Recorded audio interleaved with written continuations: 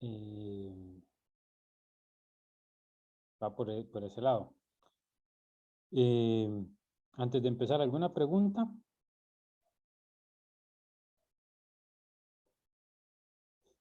Bueno, ya falta poquito, ¿verdad? Ojalá que a pesar del cansancio y todo puedan hacer el último esfuerzo, ¿verdad? Eh, yo sé que es bastante materia, pero eh, yo espero que muchos lo logren, nada más traten de no dejar eh, de, de bajar los brazos al final, ¿verdad? Vamos a empezar con este ejercicio. El ejercicio se trata de lo siguiente. Entonces, tenemos una partícula que se mueve una trayectoria y esta es esta trayectoria que es parecida a la que vimos en el examen. Y hay una velocidad tangencial, tiene una velocidad tangencial v constante. Entonces, la idea es encontrar el momento angular de la partícula alrededor del origen. Vean que siempre que nos dicen momento angular, tienen que decirnos alrededor de cuál eje, o el origen, por ejemplo. Y su velocidad angular, cuando haya recorrido un ángulo de 4F. En realidad aquí debería ser alrededor de un eje que pasa por el origen, ¿verdad? Debemos recordar que el momento de inercia, vean que aquí nos dan la trayectoria de la partícula, nos dan la distancia del origen, que en realidad eso es lo que nosotros necesitamos. Vamos a ver si aquí tengo espacio para dibujar. ¿Sí? Entonces básicamente lo que tenemos es esto de acá.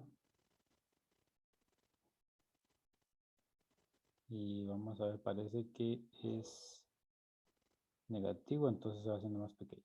Entonces empezamos como por acá, digamos, y esto se va haciendo más pequeño.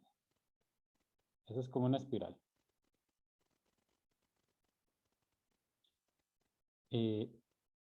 Aquí, esto es X, esto es Y. Entonces el eje pasaría por Z, ¿verdad? Sería uno que sale acá. El eje de rotación que creemos es el que pasa por Z. Y vean que aquí lo interesante o lo diferente es que la distancia de la partícula del eje cambia, está cambiando constantemente. Eso quiere decir que el momento de inercia no es el mismo, no es constante, depende del punto donde esté. Este R que aparece acá, como nos da la distancia desde el centro, entonces veamos un R, por ejemplo, acá. Ven que me da la distancia más corta en línea recta de este eje, ¿verdad? ¿Verdad? Voy a hacer una vista lateral. Entonces vean, digamos que este Z y este Z. Entonces, recordamos que lo que yo quiero, si aquí está mi partícula, es la distancia esta de acá, la más corta en línea recta, no necesariamente esta de acá, ¿verdad? Que es un punto que creo que se les puede confundir, ¿verdad? Entonces, esta no, esta sí. Esa es la distancia que queremos. Y eso es lo que mide este R de acá. Y ese es el R. Y está cambiando con el tiempo. Entonces, calcular el momento de inercia simplemente es la masa de la partícula por el R al cuadrado. Y el R es ese R que nos dan. Entonces va a ser M, R al cuadrado menos, este es el R acá. Pongámosle un color para que se... Este es el R. Entonces, sale esta parte de acá y nos queda el M.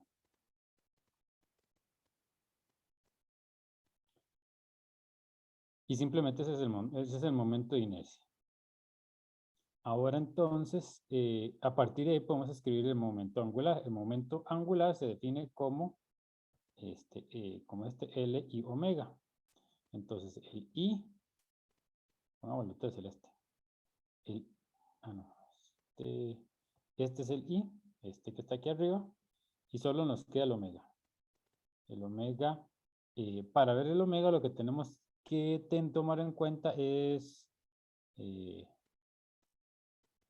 bueno, aquí yo lo escribí de forma general, pero nada más recordar que el V es constante. Entonces, cuando yo vaya a escribir el omega, si yo quiero escribirlo en términos de algo constante, entonces yo lo escribiría de esta forma. Escribiría m r al cuadrado e a la menos 2b zeta, y el omega es v entre r, entre la r minúscula, ¿verdad? Entonces, cuando yo sustituyo, voy a tener que el L es igual a, eso, y omega va a ser m r e a la menos b zeta por v.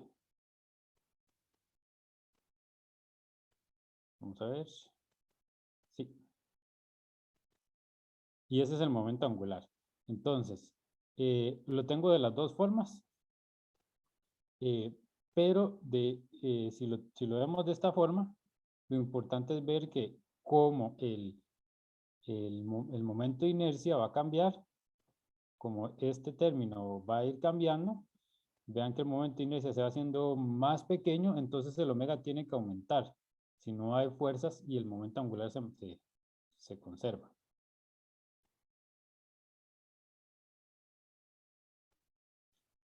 Entonces, bueno, ya tenemos el momento angular, entonces ahora, suponiendo que la fuerza que cambia el radio es paralela a R, entonces eso quiere decir que la fuerza que vamos a tener va siempre en esta dirección.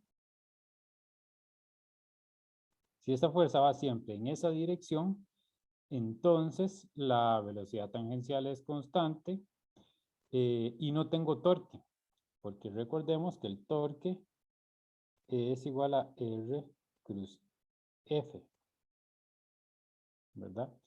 Entonces, si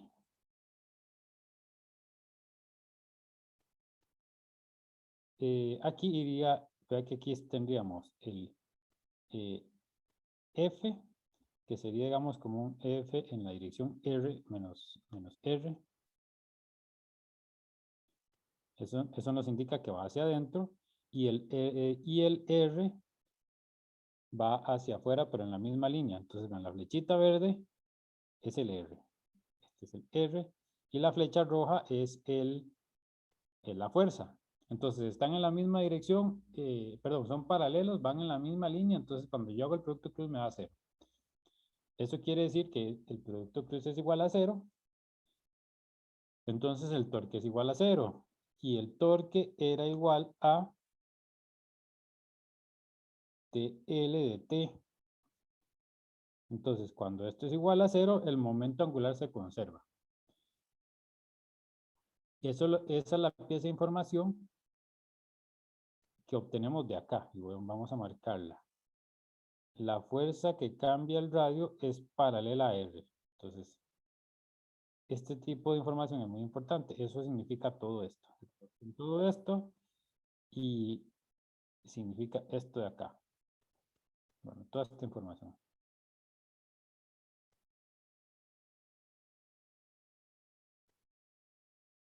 No, este es el R corriente.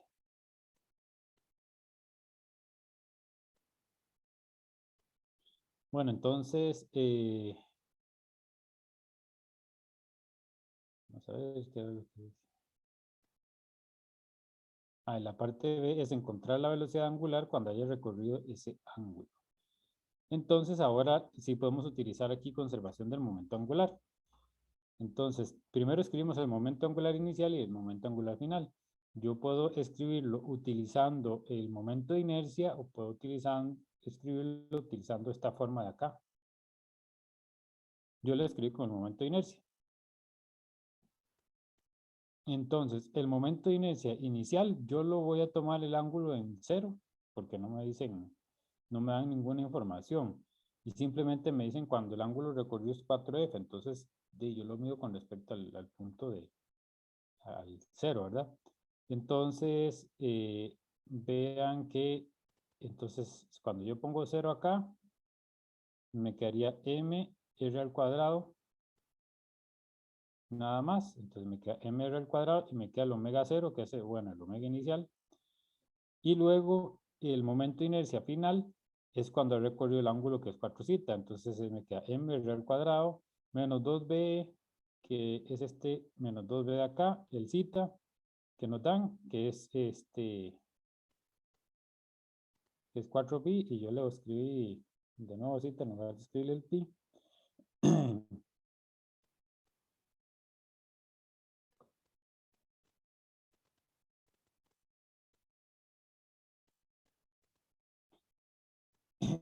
Y a partir de ahí encuentro vean que ¿cómo es los R se van a cancelar. Y el omega solo depende del ángulo recorrido.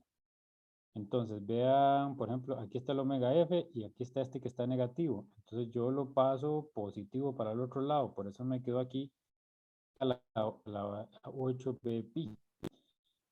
Y ahora hay que hacer el análisis. Esta vez tiene que ser positiva. Entonces, este omega tiene que ser mayor que este omega inicial porque este número es mayor que 1. Y es congruente con lo que estamos haciendo. Las unidades son correctas también, porque vean que esto es un omega 0, esto no tiene unidades, entonces estamos bien. Pregunta, ¿cuáles son las unidades de B?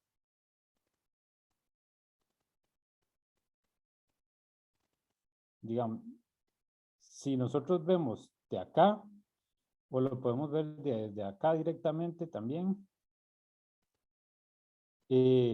los radianes, por ejemplo, no son unidades en realidad.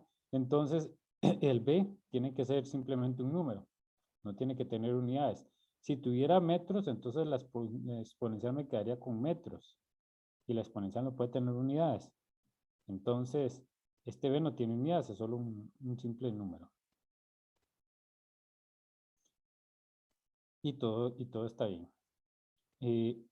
Cuando hay cambios de momento angular, el cuidado que hay que tener, yo creo que ya se les había dicho, es cuando nos dicen que, digamos, cambie del R no sé, a la mitad, a R, qué sé yo, el nuevo RF es 2R. Entonces vean que en los momentos de inercia viene un R al cuadrado. Entonces, cuando ustedes escriben el momento de inercia final es MR al cuadrado, hay que acordarse de hacerlo así, M2R al cuadrado, y me va a quedar 4MR a la 2. Entonces, hay que acordarse de eso. Eso es un recordatorio para que no cometan errores que son así medio sin graciones. Y bueno, y un examen en la carrera es fácil que a uno se le pasen esas cosas, ¿verdad? Entonces, es bueno tenerlo en mente.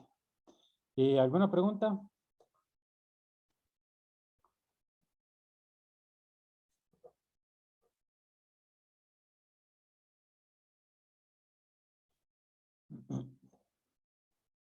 Bueno, vamos a hacer el ejercicio que la compañera estaba preguntando el otro día.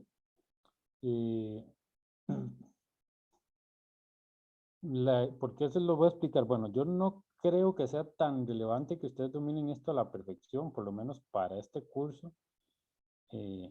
Lo que sí es importante es el, el razonamiento que se hace.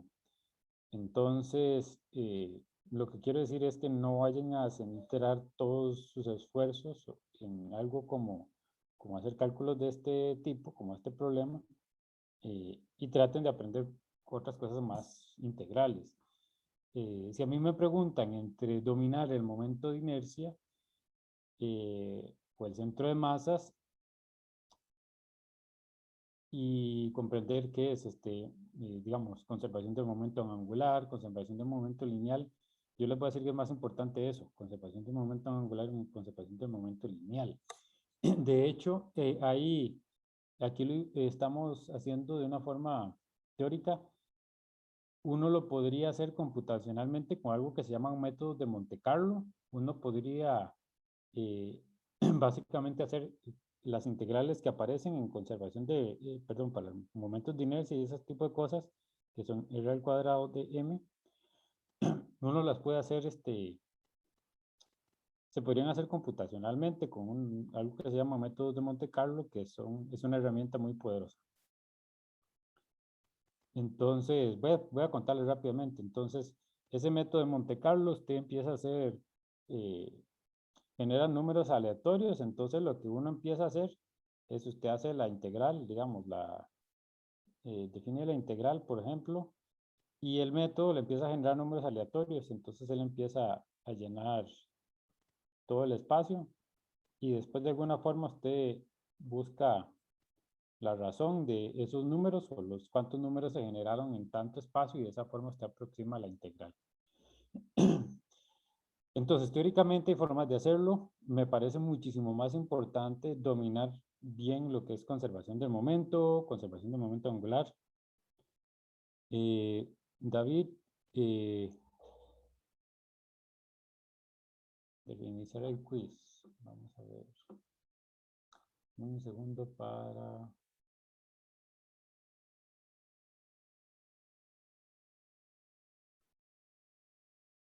David, yo creo que tiene que refrescar la página, pero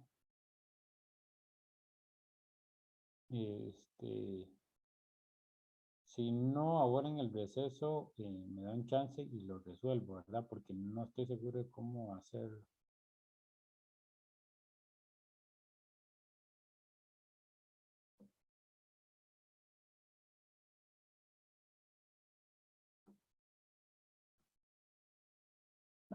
Sí, con el método de Monte Carlo se puede calcular el número pi.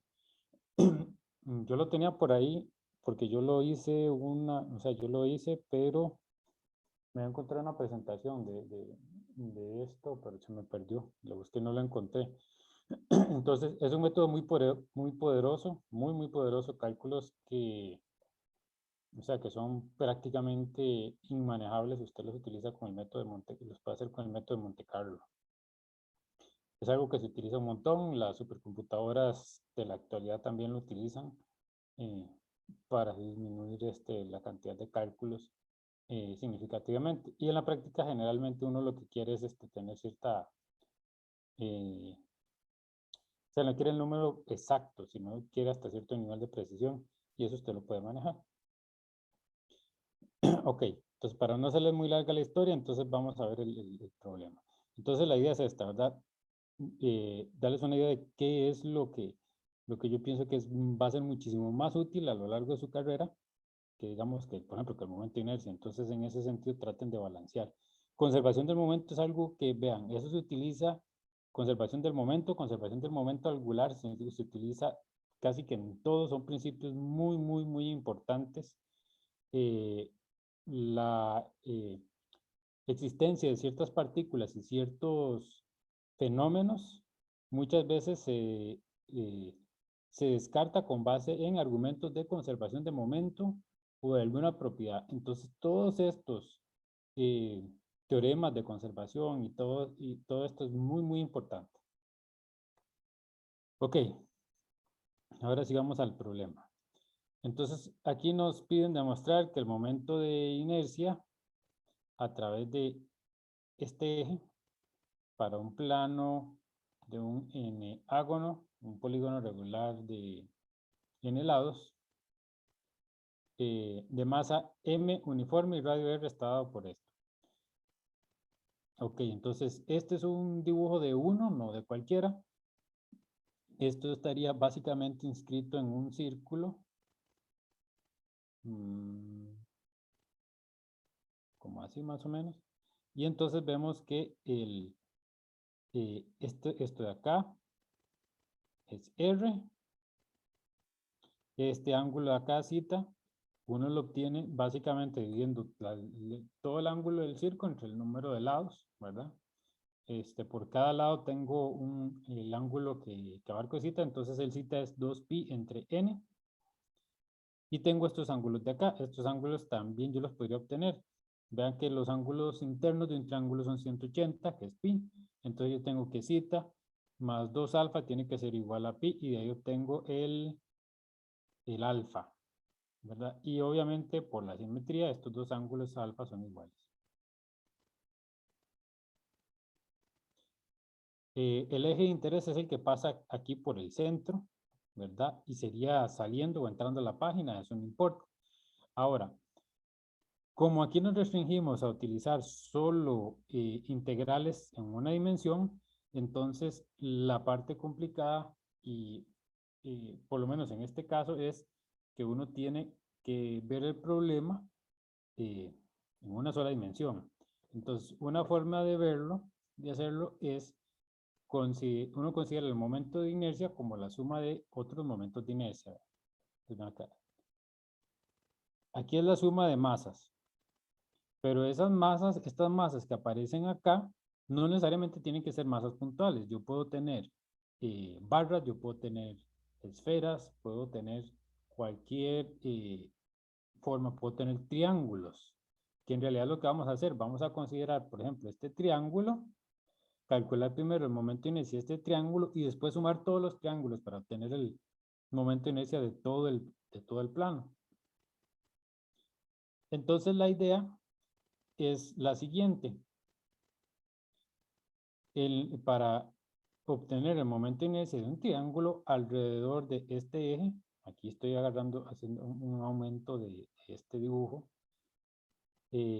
yo lo que voy a hacer es considerar barras. Entonces ahora el momento de inercia de este triángulo va a ser una suma sobre elementos y estos elementos y van a ser barras.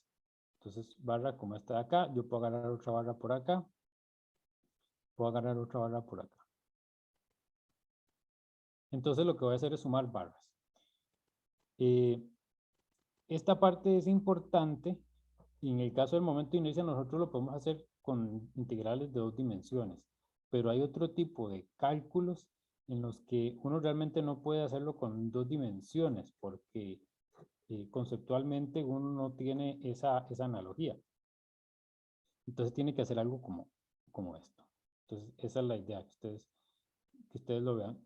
Básicamente esto generalmente se llama como principio de superposición en otros contextos que nos dice que simplemente yo agarro una parte, calculo la contribución de esa parte y luego sumo todas. Entonces, como lo que vamos a hacer es sumar barras, entonces yo puedo escribir el momento de inercia, ve que esto es una suma, entonces la suma yo la cambio por una integral, ¿verdad? La suma me cambio por la integral y ahora la DI es un DI, que es el momento de inercia de un elemento que tengo yo. Entonces, DI es el momento de inercia de un diferencial de masa. Entonces, ¿qué quiere decir esto? Que bueno, que de estos pedacitos que voy a considerar, estas varillitas, van a tener un diferencial de masa, una masa que va a depender del tamaño de la barra que yo considere. Si la masa de esa barra es esa cantidad, entonces yo lo puedo escribir de esta manera. Recordando que el M es la masa de la partícula, que en este caso simplemente le estamos llamando de M, y el R. Vean que para esta barra la posición de esta barra no cambia, no va a cambiar si yo me muevo en los distintos puntos sobre la barra. Entonces, para yo calcular el momento de inercia de esa barra, yo tengo el diferencial de masa y el R, que es la posición de esa barra.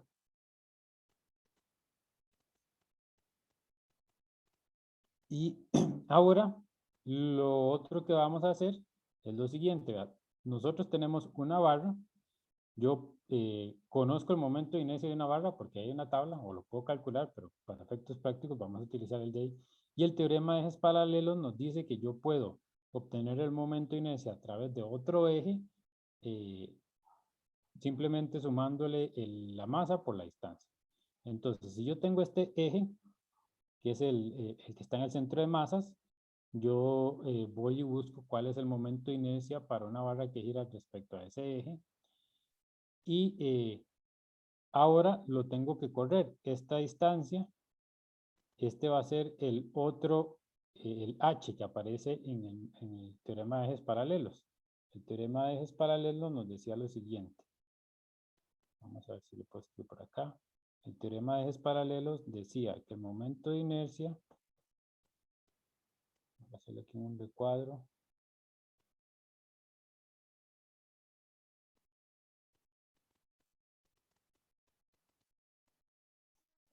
Entonces, I es ICM más MH al cuadrado, donde H es la distancia. Entonces vamos a hacer un recuadro aquí para que nos quede más fácil. Entonces, eso quiere decir que ahora nuestro elemento de masa, aplicando este teorema de los ejes paralelos,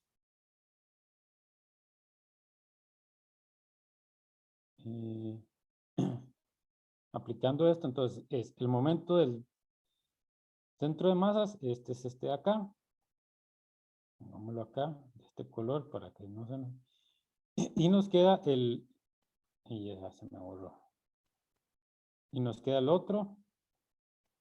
Este de acá. Entonces, tenemos el momento, el momento de inercia de la barra en el centro de masas, que es este de acá. Este término yo lo busqué ahí de la tabla y nos queda el momento de inercia, bueno, el término que agrega uno por el teorema de ejes paralelos. Entonces, vea, tenemos este H es este X de acá y este L es lo que tenemos que definir. Ah, bueno, el L es la longitud de la barra, ¿verdad? Entonces vemos, el X es esto, ajá, muy bien, y el L es esta distancia de acá. ¿Cómo obtenemos el L? Vean que yo puse aquí que el L es 2X tangecita, entonces, recordando que este lado de acá es el opuesto y este es el adyacente,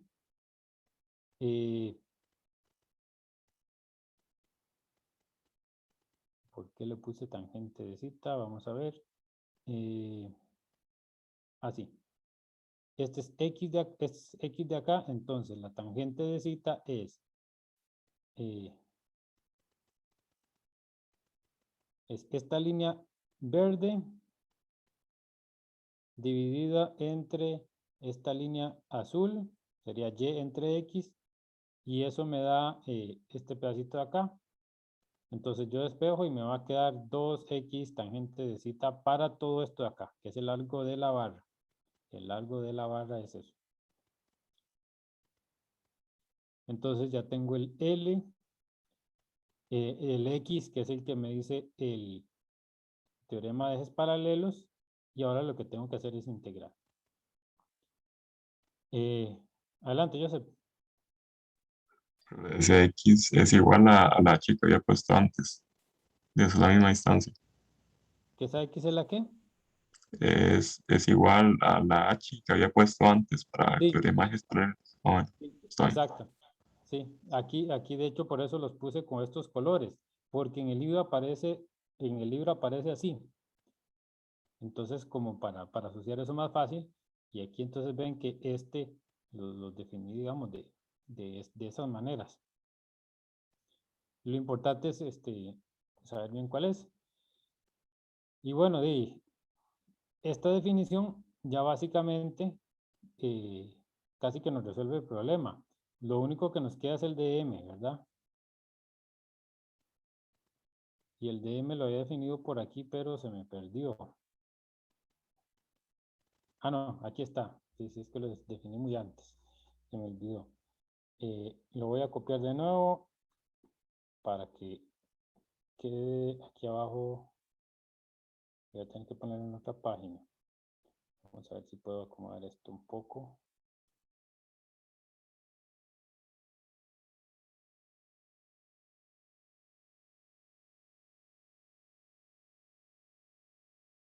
Ahora sí.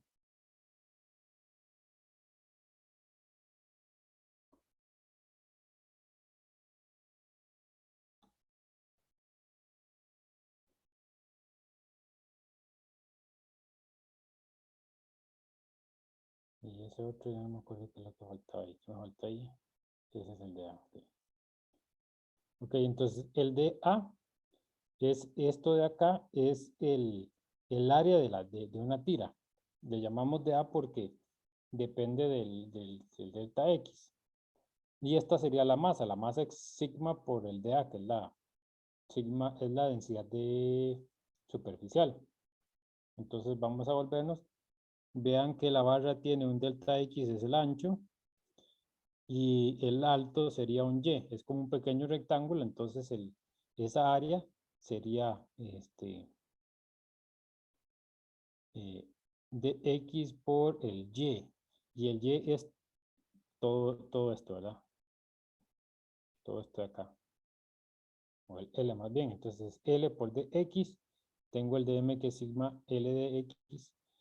Y ahora sí, entonces ya ahora puedo escribir mi integral y puedo sustituir. Vean la ventaja. Bueno, la ventaja es que cuando yo escribo el dA de esta forma me queda solo en una variable. Entonces ahora sí, yo escribo mi integral. Teníamos que era L al cuadrado entre 12 más X al cuadrado. Yo factoricé el M. Y ahora sustituyo el L. Entonces el L, vimos que era esto de acá. Voy a copiarlo. Y lo pego por acá para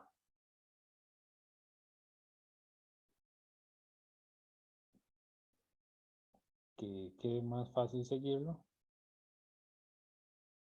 Y no sé, copio todo. O sea, entonces X grandecito. Entonces yo lo sustituyo. Y ahí me sale este término de acá. Este 3. Vean que el L está al cuadrado. Entonces este 2 se eleva al cuadrado. Me queda un 4 y me va a quedar, en realidad, ya se me cayó esto encima.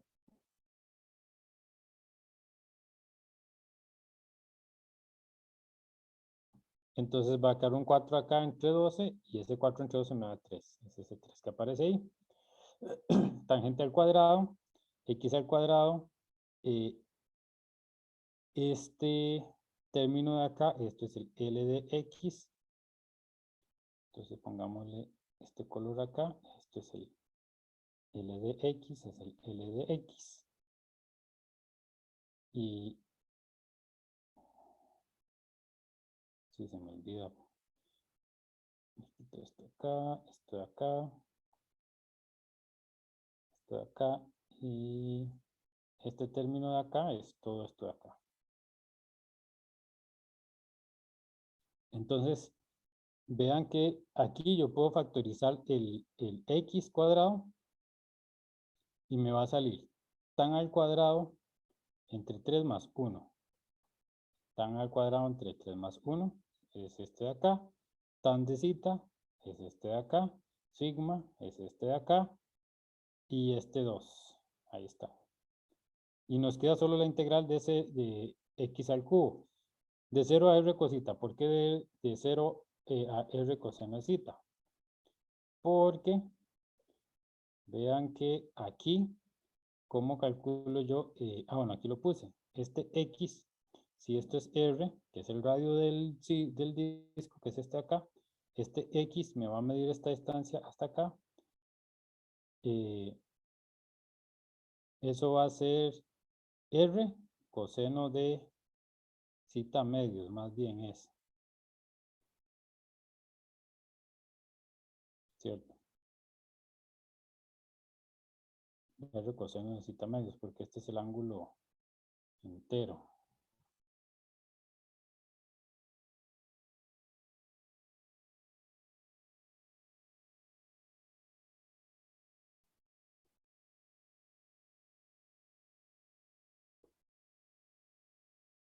Adelante, Joseph.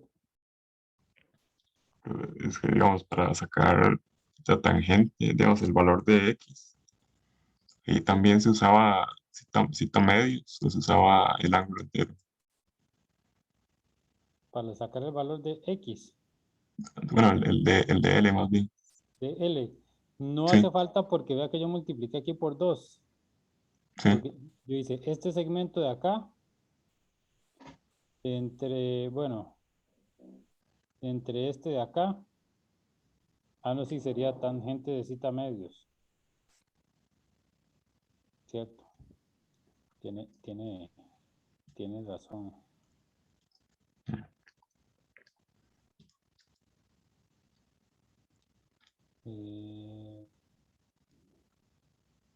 sí, tiene razón.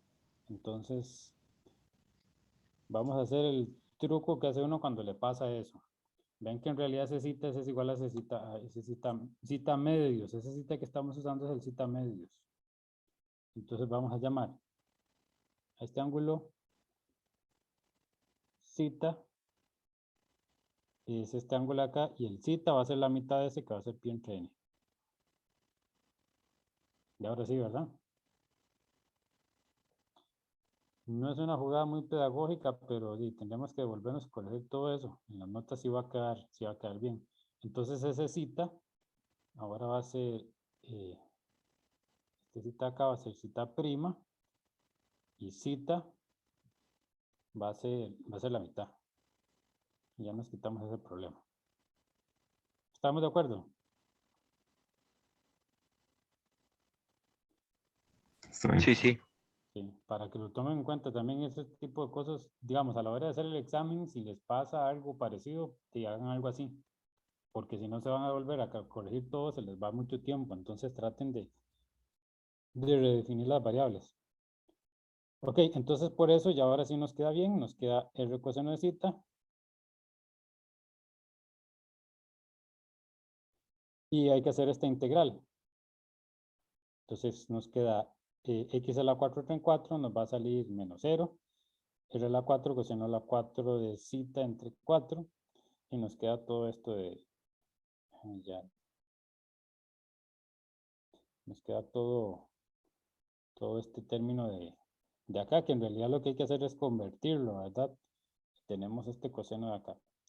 Entonces, la otra parte que vamos a ocupar es el sigma. El sigma, vean que el sigma es la masa total entre el área. Si yo digo que el área es el área de un triángulo, el área total de la figura es, va a ser n por a. Entonces pongámosle acá que esto es así. Y eso nos va a dar el área total de todo el, ¿cómo es? De todo el polígono. Esta es la masa. ¿Y cuál es el área? El área es base por altura dividido entre 2. La base es R coseno de cita, R seno de cita, dividido entre 2. Y vean que el triángulo en realidad son 2, entonces lo multiplico por 2. Entonces me va a quedar que el área de ese triángulo, el triángulo con el ángulo de cita va a ser R coseno de cita, R seno de cita, entre 2 por 2. Entonces se nos van. Y el sigma entonces va a ser m dividido entre n, r al cuadrado seno de cita coseno de cita. Bueno, yo sé que tengo que encontrar eso y sustituirlo porque no aparece el sigma no aparece el sigma en el resultado. Y es bueno, en el momento de inercia que nos dan. Y el sigma es constante, entonces tengo que sustituirlo. Entonces yo lo que hago es sustituir el sigma. Ven que este sigma está acá, entonces lo pongo acá. Ahí me sale el m. Aquí me sale un r a la 2, que es este que viene acá. Me queda un seno de cita, coseno de cita. Entonces, este r a la 4 se va a cancelar con este r a la 2 y me va a quedar mr a la 2, que son las unidades que queremos correctamente. Tengo un 4 y tengo un 2, me va a quedar un 2 aquí abajo. Me queda el n. Y ahora, este tangente de cita es un seno de cita entre seno de cita. Entonces, este me va a cancelar este seno. Y me va a quedar un coseno al cuadrado. Entonces, de todo esto me queda un coseno a la menos 2. Y aquí hay un coseno a la 4. Entonces, eso me va a dar un coseno al cuadrado. Y luego me queda todo esto de acá. Para seguir simplificando, entonces este coseno yo lo puedo meter aquí adentro. ¿Por qué lo voy a meter aquí adentro? Porque el tangente tiene este tangente es seno al cuadrado entre coseno al cuadrado. Entonces, si yo lo meto acá, se me va a cancelar el coseno y este por este me va a dar un seno al cuadrado. Este por este me da un coseno al cuadrado. Y el resultado está en términos solo del seno. Entonces, como está solo en términos del seno, este coseno, yo lo puedo escribir de esta forma. coseno al cuadrado más seno al cuadrado es igual a 1, cos más seno al cuadrado es igual a 1. Entonces paso este a restar, 1 menos seno de zeta me da este coseno al cuadrado. Y ya me queda 1/3 menos 1 es menos 2/3. Entonces estos dos me dan este. Y bueno, entonces ya me quedó 1 menos 2/3. Vean que aquí me quedó el n porque es un triángulo. Aquí me quedó el zeta y el zeta era pi entre n, que es el que aparece acá. Y luego vean que cuando yo multiplico por n, que son todos los triángulos, entonces al final me va a quedar un n arriba que se va a cancelar. Entonces el momento de inercia total de la figura es mr entre 2 por 1 menos 2 seno al cuadrado de zeta entre 3. Y ese sería el momento de inercia.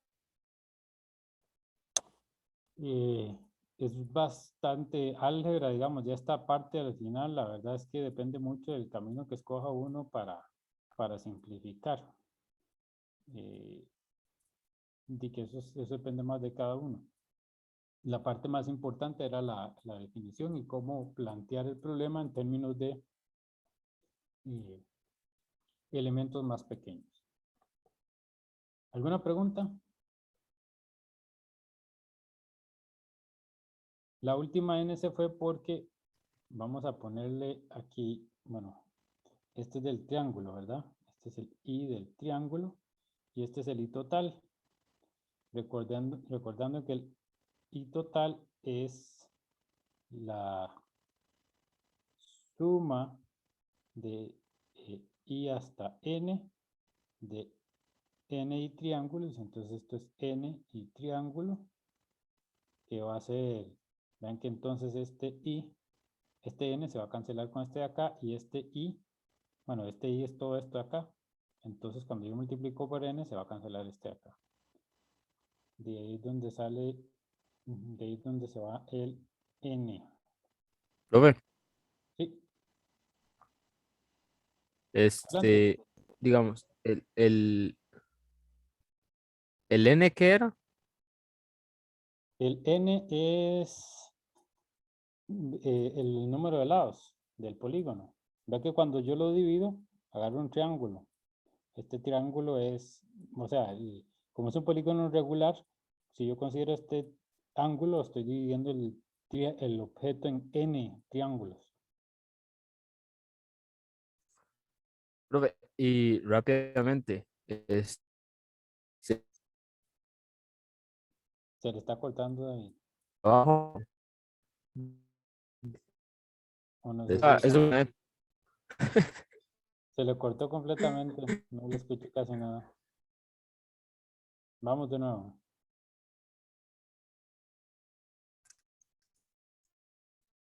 ¿me escucha? Sí, Profe, en el, creo que penúltimo paso, vamos a ver. Penúltimo paso. Aquí.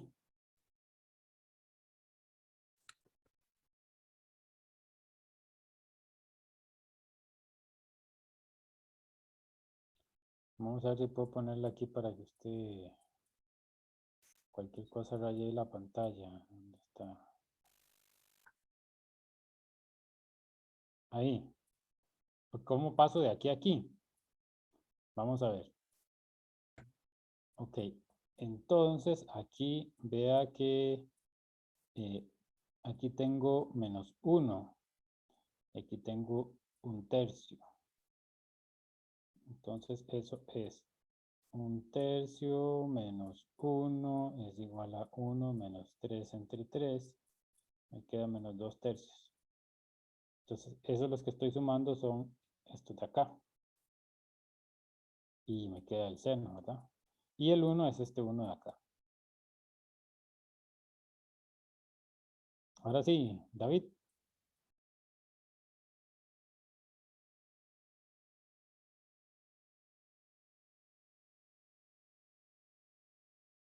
Bueno, ok, parece que sí. Perfecto. Bueno, tomamos un pequeño receso. Y regresamos entonces por ahí de las 8:10.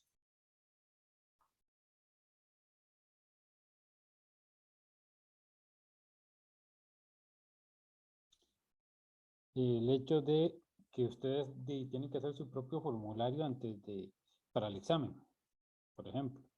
Entonces, algo que ustedes pueden hacer para ayudarse para estudiar, yo les recomiendo siempre que si pueden se sepan las fórmulas de memoria. Es mucho más sencillo y más fácil visualizar los problemas. Pero si no, traten de elaborar el formulario antes de empezar a estudiar y ustedes utilizan el formulario para resolver los problemas cuando estén estudiando.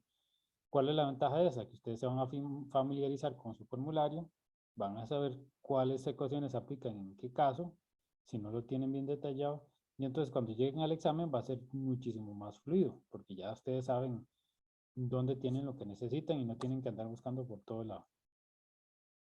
Esa es una ventaja que tienen ahorita. En los exámenes en general a uno le dan el formulario. Entonces uno de antemano tiene que saber identificar cuándo aplica cada una de las fórmulas. Ok, ¿alguna pregunta?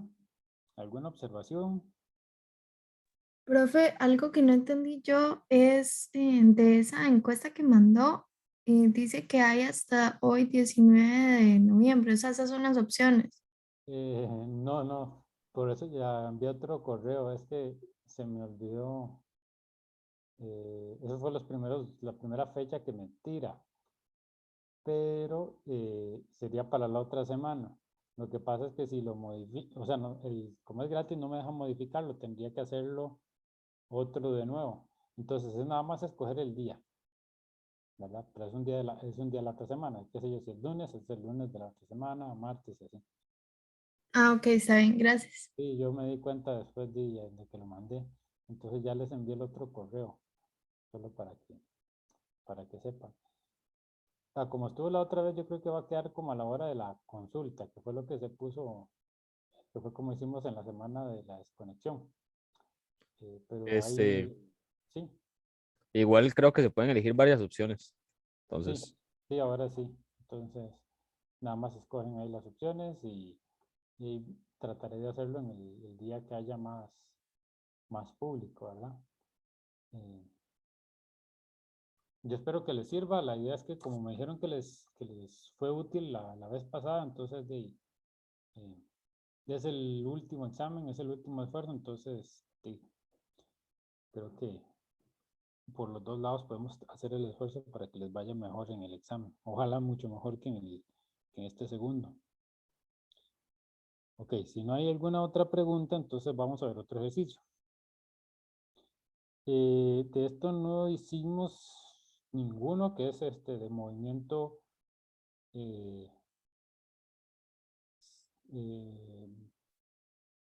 bueno, un cuerpo que se desliza, gira,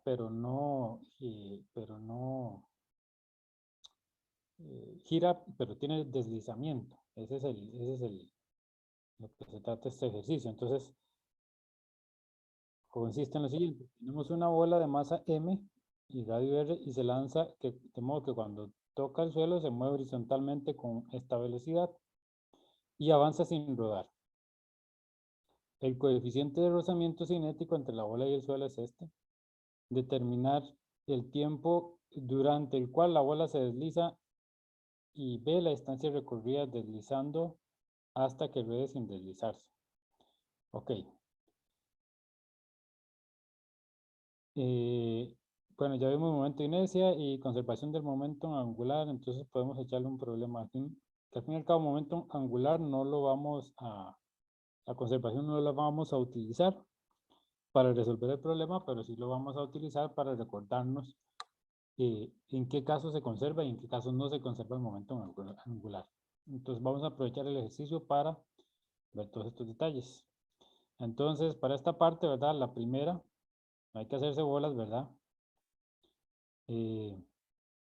Cuando el objeto rueda con deslizamiento, es como pensar que tenemos una caja que se desliza.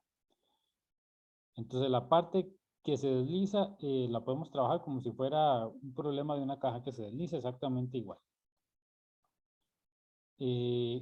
Ahora, si fuera una caja o cualquier objeto, entonces ponemos, ya sabemos que ponemos las fuerzas como la gravedad actuando en el centro de masas, la fuerza normal que va siempre, es la fuerza de contacto y va en dirección opuesta a la gravedad.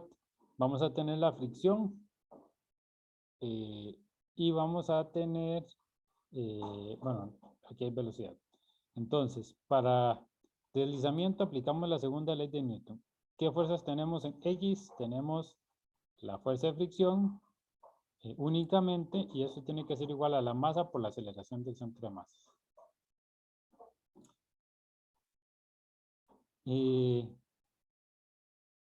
Luego tenemos en Y, tenemos la normal y la gravedad. Son las únicas dos fuerzas que tenemos.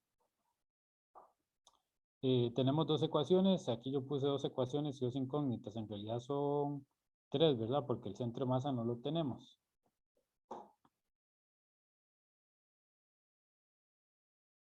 Tenemos dos ecuaciones y tres incógnitas.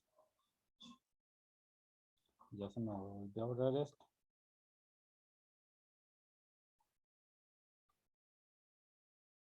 Entonces, solo para ver si se acuerdan, pregunta, ¿la fuerza de fricción es constante, sí o no?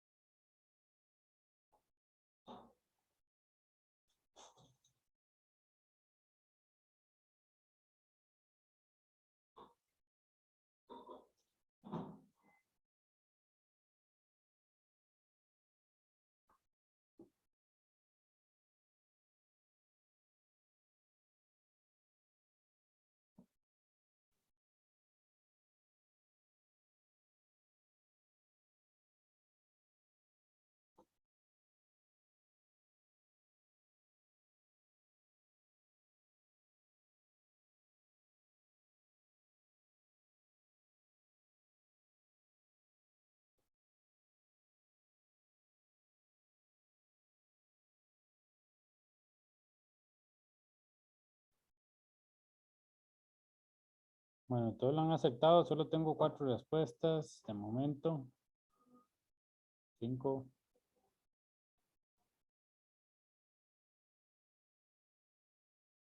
Bueno, por lo menos nadie la falló de momento. Vamos a seguir. Sí, la fuerza de fricción es constante. Entonces, es importante saber para recordar que tenemos que aplicar a la hora de resolver. Entonces, ya sabemos que es constante de... adelante, Joseph. La pregunta es siempre que un objeto se mueva, digamos, a cierta velocidad en contra de la fricción, siempre tiene aceleración. Digamos, no puede moverse a velocidad constante contra la fricción. No, porque la fricción, recuerde que si pensamos en conservación de la energía, la fricción está consumiendo energía, ¿verdad? Sí, Esa fricción, obviamente, cuando genera calor, hace que el objeto pierda energía, entonces la velocidad del objeto tiene que disminuir. sí. Si la velocidad del objeto disminuye es porque hay una fuerza, ¿verdad? Una aceleración. Entonces, si solo tengo fricción, sí, siempre va a haber un cambio en la velocidad, no puede ser constante. ¿Cómo podría ser yo que sea constante? Bueno, tengo que tener una fuente de otra fuerza que me compense esa contribución y así podría moverme de forma constante. Pero eventualmente la fricción va a consumir todo. Y eso ustedes lo pueden hacer experimentalmente, ¿verdad? Agarran algo y lo tiran y ustedes ven que solo tienen la fricción y eventualmente se termina deteniendo. Entonces, digamos, si hay fricción y se mueve a velocidad constante, tiene que haber aceleración, digamos, en otra dirección. Fuerza, Sí, fuerza. fuerza. Exacto, ese es un buen punto, esa es una buena deducción. Entonces Y yo voy a esa anotar, fuerza, perdón, esa fuerza debería tener la misma magnitud ¿cómo se exacto, llama? Que la fricción, exacto, muy bien, para que muy se bien, mantenga constante. exacto, exacto. Ok, entonces estos son detallitos del primer examen. Creo que si alguno cometió error, yo creo que ya lo vamos corrigiendo, que es muy importante. Entonces, bueno, ¿por qué es la pregunta si es constante o no? Porque necesito saber para ver cómo encuentro la aceleración del centro de masas. Si es constante, yo puedo utilizar ciertas formas. Si no hay fórmulas, si no es constante, entonces tengo que hacer la integral. Entonces, ese es el punto. Ahora, sabemos que la fricción es mu Fn, que entonces ahí sale la tercera ecuación que me hacía falta acá para resolver. Y sustituyo esto de acá, acá. Entonces, despejo el centro de masas de nuevo, que va a ser menos Fc, que es menos Fc, pongámoslo acá de celeste, de este color, dividido entre m, y ahí ya yo obtengo la velocidad, la aceleración del centro de masas, que va a ser menos mu por g. Entonces vemos que efectivamente es constante, y eso significa que entonces, como eso es constante, yo puedo utilizar las fórmulas para aceleración constante y no tengo que integrar. Entonces, por eso es esa pregunta. Entonces, eso quiere decir que la velocidad del centro de masas va a ser básicamente v0 menos mu g por t. Vean que la aceleración es negativa. Eso significa que mi velocidad está disminuyendo, entonces esto es congruente.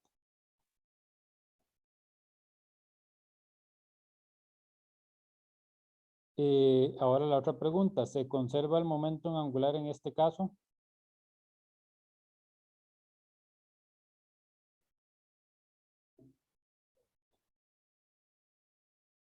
Y bueno, tengo que hacer perdón, la encuesta, obviamente. Ahora pregunta.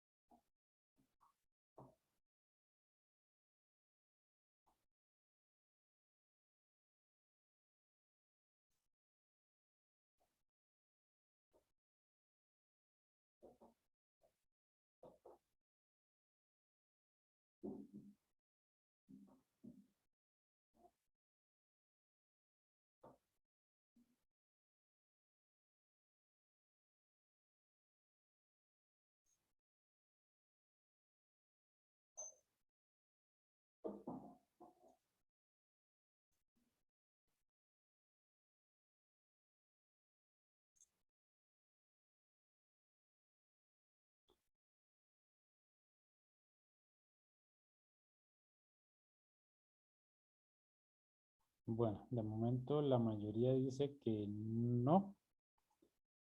Es de pensarlo un poquito, ¿verdad? Recuerden que cuando yo pregunto, ¿se conserva el momento angular? La pregunta es si hay torques o no hay torques, ¿verdad? Entonces, esa es otra forma de preguntarlo. ¿Hay torques o no hay torques?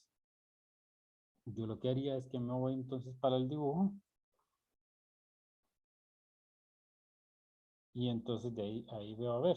¿Puede o no puede haber torques? ¿Cuántas fuerzas hay? Hay dos fuerzas. Si yo considero el torque, por ejemplo, respecto al centro de masas, que es el centro de la esfera, ¿cuántas contribuciones al torque tengo? Hay básicamente solo una, ¿verdad? Porque esta de acá, esta va a ser paralela al R. Entonces, este me va a dar 0. Solo me queda una fuerza que me genera un torque. Si solo tengo una fuerza, no se puede cancelar con ninguna otra, a menos que el R sea 0. Pero aquí claramente el R, el punto de acción de la fuerza, la distancia del eje, no es 0. Entonces, definitivamente hay un torque. Y no se conserva el momento angular.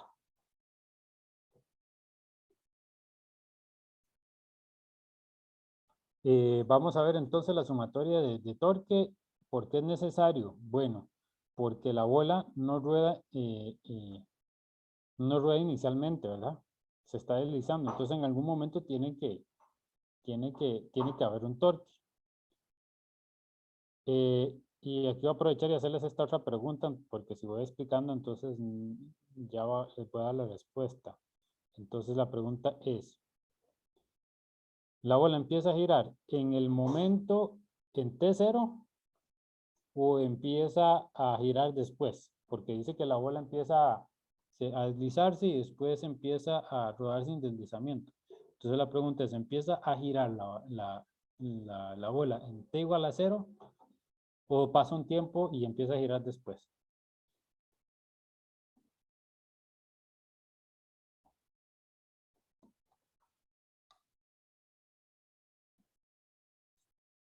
Y de nuevo, aquí la clave es la clave es el torque, ¿verdad? Si yo tengo torque, hay movimiento de rotación, ¿verdad? Entonces, la pregunta también podría ser, ¿cuándo empieza a actuar el torque?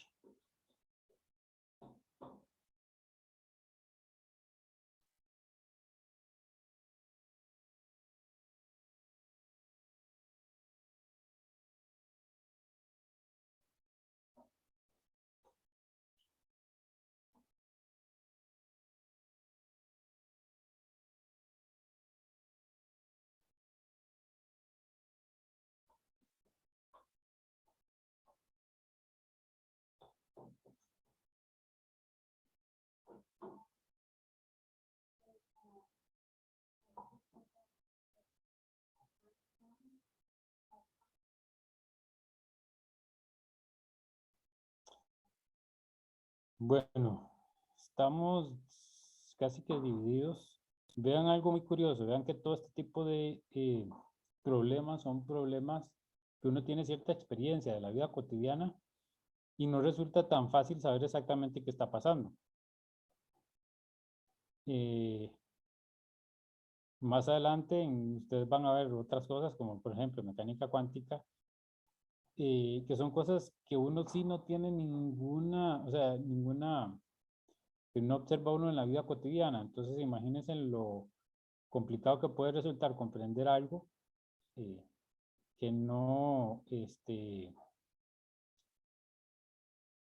que uno no ve a diario, o desarrollar una intuición de algo que uno no ve a diario, si con las cosas que uno ve a diario generalmente es complicado, no es tan sencillo, ¿verdad? Eso no significa que usted va a llevar, por ejemplo, el curso de mecánica cuántica y no vaya a pasar, no, significa que uno puede resolver muchos problemas, pero no necesariamente entiende eh, a profundidad qué está pasando, cómo funcionan las cosas, ¿verdad? Ok, entonces sí empieza a girar en T igual a 0, esa es la respuesta. ¿Por qué? Porque la única que genera torque es la fricción, y la fricción empieza a actuar desde T igual a 0. La fricción no perdona, la fricción empieza a actuar inmediatamente apenas el objeto empieza a rodar, a deslizarse. Ok, entonces vamos a ver el torque. El torque, bueno, y el único torque que vamos a tener es el torque de la fuerza de gravedad, ¿verdad? Por lo que vimos. Entonces hagamos esto más grande. Esta es, bueno, este es el R, la distancia del eje de rotación. Tengo que el R para MG, vean acá, el R para MG está acá, es el punto donde actúa la MG, es igual a 0, por eso no se ve. El R para este EFC, no sé, yo creo que era más bien FN, vean que es paralelo a la F, entonces me da igual a 0. Y solo me queda el R para el FC, de nuevo es este mismo, entonces yo lo que hice fue que lo extendí para ver cuál es la dirección. Entonces si esta es la dirección del R, esta es la dirección del F, regla de la mano derecha, cierro de acá para acá, y mi pulgar apunta saliendo de la página. Entonces este punto significa que el torque está saliendo de la página. Solo me da la dirección, me va a decir que está. Ahora, vean que es completamente perpendicular. Ya tengo la dirección, es completamente perpendicular, el ángulo es 90, entonces el producto cruz es de R cruz F, si el ángulo es 90, es la magnitud de R, que es este R, por la fuerza que es mu CMG, que es la fuerza de fricción, que es la normal. Ese es el torque.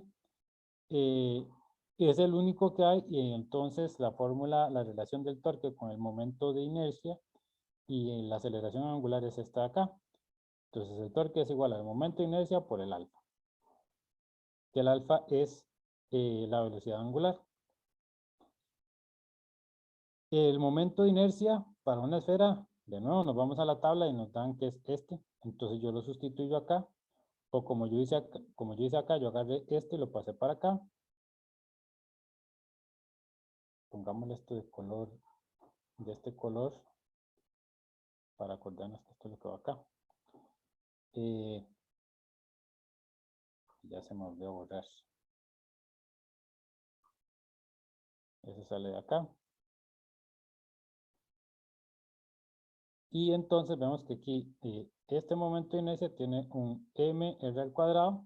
Entonces se me van a cancelar un m con este de acá. El momento de inercia está abajo, entonces este 2 pasa para abajo, este 5 queda arriba. Un r al cuadrado me va a cancelar un r de acá. Entonces me queda que el alfa es 5 mu c g entre 2r. Y de nuevo vemos que este alfa, que es la velocidad angular, es constante. Como es constante, podemos utilizar las fórmulas de alfa constante, que son las análogas de la velocidad.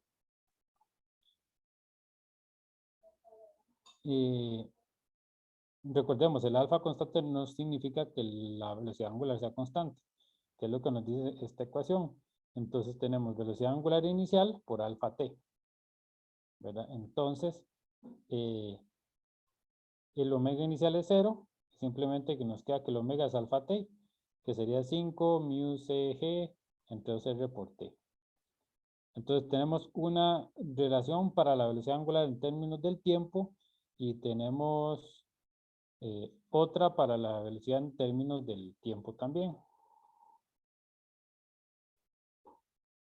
Y ahora entonces para encontrar el tiempo recurrimos a la relación de rodadura sin deslizamiento, que es esta de acá. Queremos encontrar en qué tiempo se llega a esta relación. Eso quiere decir que si yo las igualo, el tiempo tiene que ser el mismo. Entonces yo voy a poner la velocidad y la igualo con el r omega. Este es el r y el omega es este de acá. Entonces, si yo las igualo, estoy encontrando el tiempo en el que estas son iguales. Cuando eso sucede, entonces tengo básicamente V0 menos mu c g por t. Y aquí tengo este otro, aquí tengo t y aquí tengo t. Entonces simplemente puedo mover este para acá. Lo paso positivo, sumo las constantes y entonces me quedaría V0 entre un número ahí. Un número. Y eso me va a dar el t. Que ustedes lo pueden despejar y encontrar que es 1,82 segundos. Ya con el t, que bueno, era lo primero que nos pedían, lo segundo es encontrar la distancia recorrida. De nuevo, como la velocidad es constante, entonces usamos simplemente la fórmula para el desplazamiento constante, que sería esta. Entonces yo tengo que sustituir el V0, la velocidad del centro de masas y el t. Este t es este que encontré acá. Y eso es básicamente lo que me piden.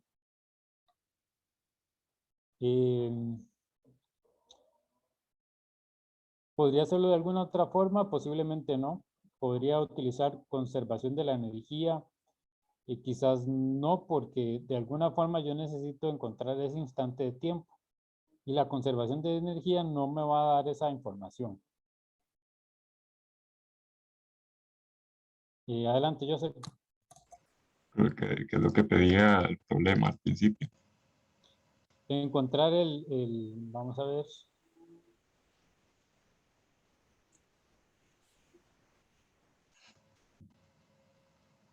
Encontrar el tiempo durante el cual la bola se desliza. Es decir, el tiempo que tarda en empezar a rodar la bola. Está bien. Entonces, para eso, digamos, lo que usó fue sacar el tiempo con estas ecuaciones de rodaduras y deslizamiento. Sí, la condición de rodadura, no sé, es que no la escuché muy bien. Ok, tenemos, el asunto es el siguiente, tenemos velocidad, una velocidad inicial que no es cero, pero el omega sí es cero. Entonces, eventualmente, este omega, el omega va a irse incrementando hasta que alcance esta condición. Entonces va a pasar un tiempo, ¿verdad? Entonces yo tengo que encontrar ese tiempo. Y cuando estos dos son, como los dos dependen del tiempo, si yo los igualo, estoy diciendo, estoy buscando el instante de tiempo en el que esa condición se cumple. Entonces, cuando V es igual a R omega, es cuando empieza a rodar. Esa es la condición de rodadura sin deslizamiento. Vamos a marcarla por acá, que eso es algo que, rodadura sin deslizamiento, eso es muy importante que se lo sepan también. Porque esa es información que les van a dar. Esta información, en un problema, es información que a uno le están dando. Y generalmente tienen que utilizarla. Entonces, para que lo tengan ahí en mente bien claro, de una vez cuando ustedes leen rodaduras sin deslizamiento, piensen en esto. El ojo que hay que tener es asegurarnos que es la omega correcta, la velocidad correcta, ¿verdad? No me acuerdo si es este otro problema que tenía por acá, ¿no?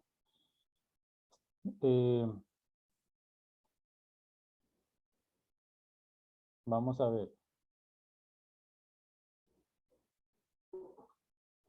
Fue un problema que resolvimos la semana pasada. Puede ser que esa velocidad, o sea, esta velocidad es...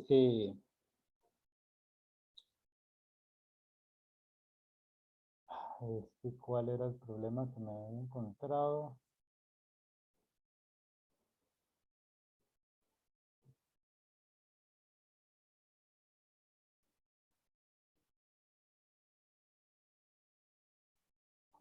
Tengo que pensarlo, pero bueno, el asunto es que hay que tener cuidado. Bueno, por ejemplo, una forma de verlo podría ser la siguiente.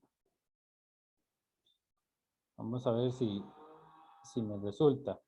Yo puedo tener un cilindro que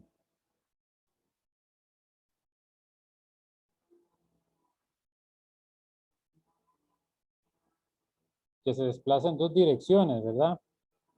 Digamos que este es mi cilindro, ¿verdad? Entonces, él se puede desplazar en esta dirección, digamos, y deslizarse en esta dirección. Entonces tendría, digamos, si esto es X y esto es Y, entonces se puede rodar en esta dirección. Entonces ahí la relación sería Vx es igual a omega R, pero puede tener otra velocidad también en Vy, que se desliza en Vy, por ejemplo.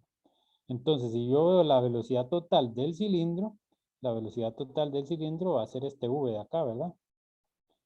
Entonces, ahí este V de acá no es igual a este omega R, ¿verdad? Entonces, hay que tener cuidado con que esta velocidad es la velocidad en la dirección en que, digamos, está rotando, por decirlo de cierta manera, ¿verdad? Entonces, tengan ese cuidado. No creo que vaya a haber algo de esa naturaleza en el examen, por ejemplo. Pero sí es importante recordar, ¿verdad? Que es que está relacionado con esa... ya me acordé cuál es el problema. Yo creo que ese sí les había comentado el otro día, ¿verdad? Por ejemplo, creo que era el de la partícula que giraba en una mesa, ¿verdad? Entonces aquí tiene una velocidad tangencial y tengo una velocidad radial. Voy a cambiarlo y lo voy a anotar aquí para que ustedes...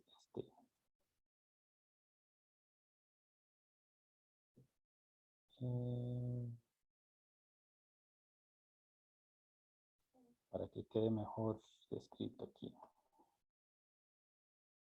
Entonces tengo digamos, digamos que esto es una esfera.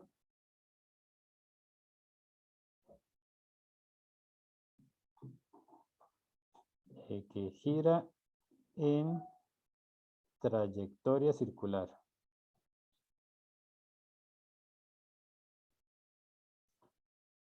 Sin deslizamiento.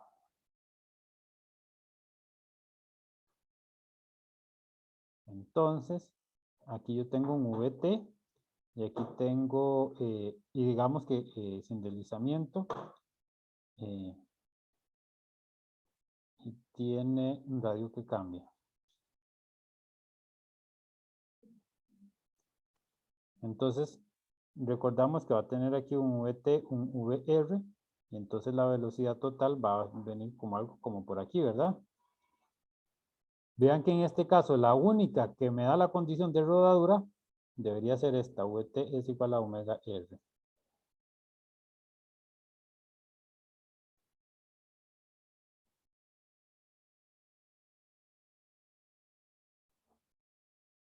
Si yo digo que se desliza hacia adentro. Vamos a ver.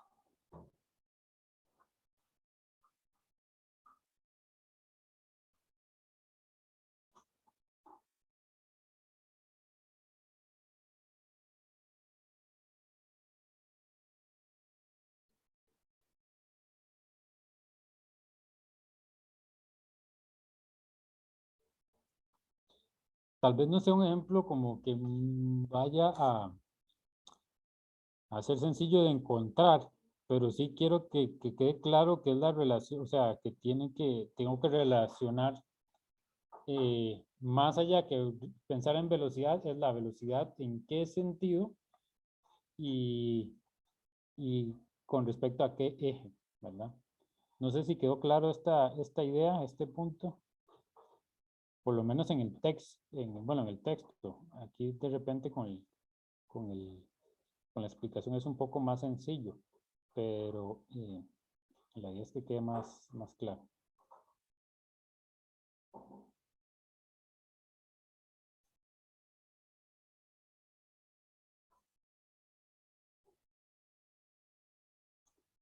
Bueno, el otro problema que tengo está bastante largo. Entonces yo creo que ya no nos da tiempo. ¿Alguna otra pregunta antes de que terminemos? Adelante, Joseph. Lo que no entendí bien es, digamos, esta condición de que la velocidad es igual a la velocidad angular por el radio, se cumple solo en un instante o para todo el movimiento sin deslizamiento. Depende del problema. Se puede, en el caso de la esfera, como el torque es, como siempre tengo torque, es solo un instante. Pero si no hay torque, entonces se va a mantener la condición, ¿verdad? ¿Verdad? Entonces, Sí, por eso, en este caso nos dio el tiempo una sola solución. Sí, exacto, exacto. está Ya bien. tienen que decirle a uno ahí que, bueno, que entonces en ese instante empieza a aplicarse una fuerza, como decía Daniela, igual en magnitud, de manera que entonces ya se mantiene, ¿verdad? Sí, está bien. Gracias. Ok, ¿alguna otra consulta?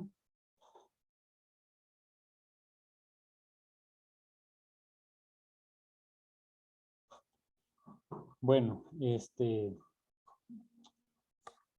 ejercicio está en las notas, va a quedar ahí en las notas, lo pueden ver, es un poquito enredado, entonces creo que si no el lunes, la otra semana, podemos sacar un ratito y lo vemos. El martes, más bien. Queda solo gravitación, que eso no lo vamos a evaluar. Es muy importante que no dejen de ver esa materia, porque en otros cursos se va a utilizar más avanzado y va a asumir que ustedes ya tienen cierto conocimiento de eso. Entonces, es muy importante que no dejen de ver esa parte. Si no les diera tiempo ahorita, entonces igual también en el verano no dejen de ver esa parte ni estudiarla porque vean que gravedad aparecen un montón de problemas. Siempre va a aparecer. Entonces es bueno comprender eso. Ahí les queda lo del repaso para que respondan. A ver, creo que posiblemente, por lo que vi la otra vez, va a ser por ahí de la hora de la consulta. Igual no he visto mucha gente de nuevo por la hora de consulta, entonces sí, aprovechamos ese espacio. Si tienen cualquier otra duda, entonces me dicen. La tarea va a estar disponible a partir de las 12 del día de hoy. Si tienen problemas de la tarea, también me preguntan. Y